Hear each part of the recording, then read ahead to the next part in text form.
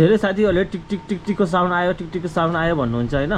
Normal केसमा चाहिँ हाम्रो के हुन्छ भनेपछि साथी यो केमचेन मात्रै फेर्यो भने पनि टिकटिकको साउन्ड चाहिँ हराउँछ हैन। तर धेरै साथीहरूले के भन्नुहुन्छ भनेपछि मैले केमचेन पनि फेरेँ हैन, चिडिया रोकरहरू पनि फेरेँ, त्यही पनि मेरो टिकटिकको साउन्ड गएको छैन भन्नुहुन्छ हैन। आज चाहिँ म हजुरलाई टिकटिकको साउन्ड चाहिँ कुन पार्ट्सबाट र के कारणले गर्दा आउँछ त्यो पनि म हजुरलाई भन्नेछु भिडियोमा। भिडियो अन्तिमसम्म हेर्नु होला है साथी। र साथी सम्पूर्ण साथीहरुलाई नमस्कार। आजको मेरो नयाँ भिडियोमा सबैजनालाई स्वागत गर्न चाहन्छु। म चाहिँ धेरै साथीहरूले भन्नुहुन्छ यो केमचेन टिकटिकको साउन्ड मेरो टिकटिकको साउन्ड आयो भन्नुहुन्छ हैन। र धेरै साथीहरूले के भन्नुहुन्छ मैले केमचेन पनि हालेँ, सम्पूर्ण चिज हालेछ, तर केमचेनको हाम्रो टिकटिकको साउन्ड चाहिँ हराएन भन्नुहुन्छ हैन। र हेर्नु म आज चाहिँ भिडियोमा हजुरलाई टिकटिकको साउन्डको बारेमा भिडियो एकदम डिटेलमा क्लियर तरिकाले हजुरले बुझ्ने तरिकाले सरल भाषामा बुझाउने कोसिस गर्छु। धेरै साथीहरूले के गर्नुहुन्छ भने टिकटिकको साउन्ड आएपछि हजुरले केमचेन फेर्दिनुहुन्छ, तर टिकटिकको साउन्ड जान्दैन हैन। यो चाहिँ हजुरको नर्मल केसमा मात्रै हजुरको केमचेन गयो भने चाहिँ टिकटिकको साउन्ड हराउँछ हैन। तर जस्तो हजुरलाई एकदम इन्जिनमा ठुलै समस्या आछ भनेपछि केमचेन मात्रै फेरेर टिकटिकको साउन्ड हराउँदैन।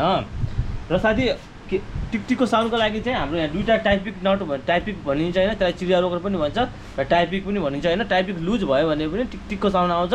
यदि टिकटिकको साउन्ड आइरहेको छ भनेपछि सर्वप्रथम हजुरले चाहिँ माथिको टाइपिक चेक गर्नु होला।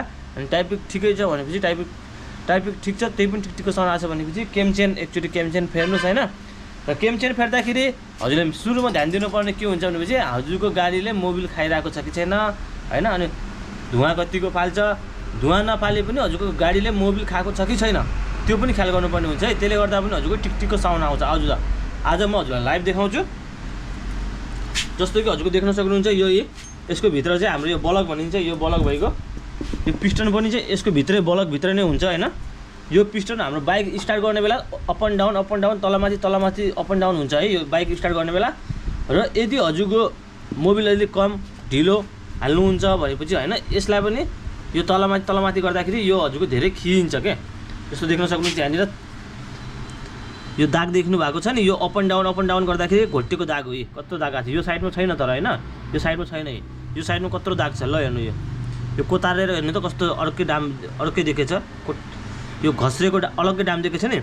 जस्तो यो अप एन्ड डाउन हुँदाखेरि हाम्रो यसले गर्दा साउन्ड एकदम नमिठो साउन्ड आउँछ के। टिकटिकको साउन्ड पनि यसले गर्दा पनि आउँछ है साथी। यदि हजुरले केमचेन फेर्नुभयो, टाइमचेन फेर्नुभयो, त्यही पनि हजुरको टिकटिकको साउन्ड गइरहेको छैन हैन। हजुर गर्नुपर्ने चिज सबै गर्नुभयो, केमचेन फेर्नुभयो, चिडिया रोकर पनि चेक गर्नुभयो, सम्पूर्ण चिज चेक गर्नुभयो, त्यही पनि हजुरको साउन्ड टिकटिकको गइरहेको छैन भनेपछि एकचोटि यसलाई पनि चेक गर्नु होला है। यसले गर्दा पनि हजुरको टिकटिकको साउन्ड आउँछ।